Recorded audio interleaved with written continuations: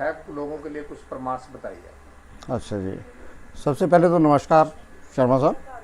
मैं as a psychologist यही सलाह दूंगा कि पहले तो लोग समझे कि कोरोना है क्या चीज़।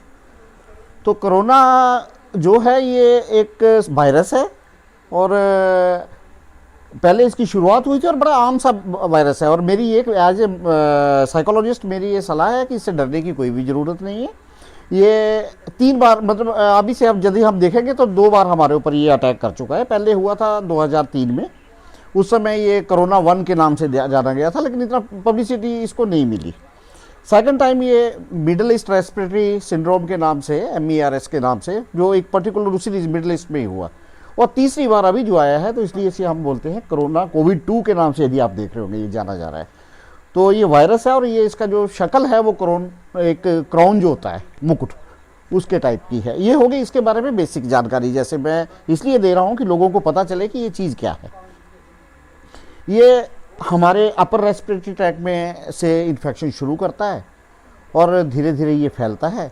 बस इससे ज़्यादा हमें इसके ऊपर बारे में सोचने की ज़रूरत नहीं है। डॉक्टरों ने बहुत सलाह दी है, और साइकोलॉजिकल इम्पैक्ट आपने देखा होगा इसके जो पड़े हैं जब से ये आया है। कोविड-19 मतलब 19 दिसंबर से ये शुरू हुआ था। तो साइकोलॉजिकली आप देखेंगे कि हमारे अंदर सोशियो इकोनॉमिकली जो प्रभाव पड़ा है वो इतने बुरे तरीके से पड़ा है। हमारी अच्छी इंडस्ट्रीज फेल हो गई हैं, बच्चों के अंदर भय आ गया है, जिसे हम अपने साइकोलॉजी की भाषा में एंजाइटी बोलते हैं, फोबिया बोलते हैं, फियर बोलते हैं। और ये सुसाइडल अटैक बहुत होना शुरू हो गए हैं लोगों के ऊपर। वो इसलिए हो रहे हैं कि उनकी आर्थिक जो व्यवस्था थी वो पूरी की पूरी भंग हो गई। सेकंड, अपने लोगों को खोने का भय वो सबसे ज़्यादा हुआ। और थर्ड में क्या हुआ है, जॉब लॉसेस। आप देखेंगे कि 3 महीने के अंदर हमारी जो ग्रोथ रेट थी वो डिक्रीज होते होते 21.6% पे चली गई।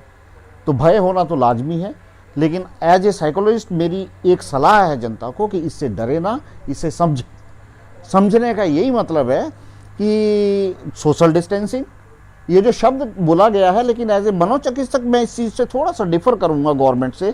मेरा सुझाव है कि इसे सोशल डिस्टेंसिंग ना दे करके नाम फिजिकल डिस्टेंसिंग दिया जाए। सोशल डिस्टेंसिंग में क्या हो रहा है कि कई लोग आप अभी हॉस्पिटल में देखेंगे, कहीं बाहर देखेंगे, तो अपनों को छूने में ही डर रहे हैं, उनको हाथ नहीं लगा रहे हैं, उनकी डेड बॉडी को हाथ नहीं लगा रहे हैं। कहीं भी जा रहे हैं, उन बेचारे कोई गिरा हुआ है उसे पकड़ा नहीं जा रहा है। तो ये तो सोशियोलॉजी हमारे सोशियोलॉजिकली तो ये पूरी अगेंस्ट जा रही है ना चीज़ें। तो इससे बेहतर है कि क्यों ना हम कोरोना के बारे में समझ के जो एडवाइजरी जारी की है उसे कंप्लीट फॉलो करें, और किसी की मदद भी करें। सपोज जैसे कोई वृद्ध व्यक्ति गिर रहा है तो उसको हम हाथ से उठाएं, पीछे उसके बाजू पकड़े, उसे उठाएं और अपने हाथ साबुन से धो लें। और मास्क का प्रयोग करें। मास्क का प्रयोग करने से मोस्टली 95% चांसेस है वो चले जाते हैं, नहीं होता है, कोरोना होगा नहीं। आप हाथ धो लेंगे, इमल्सीफाई होकर के वायरस का नाश हो जाएगा, वो आपके बॉडी तक आएगा नहीं। और सेकंड चीज़, यही भी ड्रॉपलेट इन्फेक्शन से ये फैलता है। कोई छींक मारता है तो जैसे एडवाइजरी में बोला गया कि इस तरह से छींके कि वायरस जो है वो इधर लगेगा। इन चीज़ों के ऊपर हम बेसिकली यदि ध्यान दें तो समाज भी अच्छा रहेगा और हम लोग भी अच्छे रहेंगे। और बच्चों का देखो आप, इम्पैक्ट इसका ये पड़ा है कि ऑनलाइन स्टडी के ऊपर बच्चों का वैज्ञानिक जो मनोचिकित्सक के रूप में जो उनको एक प्रभाव पड़ रहा है वो बहुत गलत जा रहा है। ज़्यादा मोबाइल देखना भी हानिकारक है, बच्चे डिप्रेशन का शिकार हो रहे हैं इससे।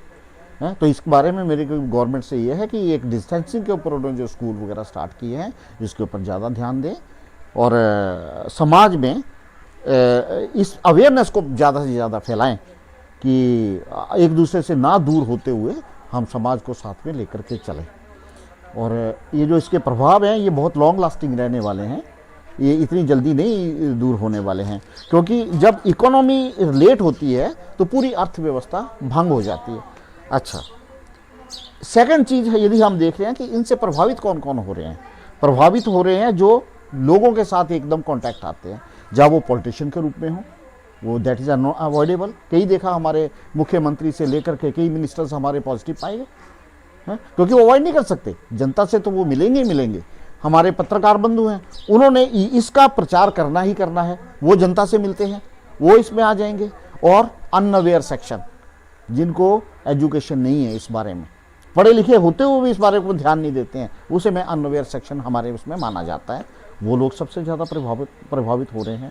तो बेहतरी यही होगी कि इसका प्रचार एक अच्छे रूप से किया जाए और इसकी जो बचने के तरीके हैं, साबुन से सैनिटाइजेशन करना, एरिया को सैनिटाइज करना और इसके ऊपर ध्यान दें, तो ही हम इससे बच सकते हैं।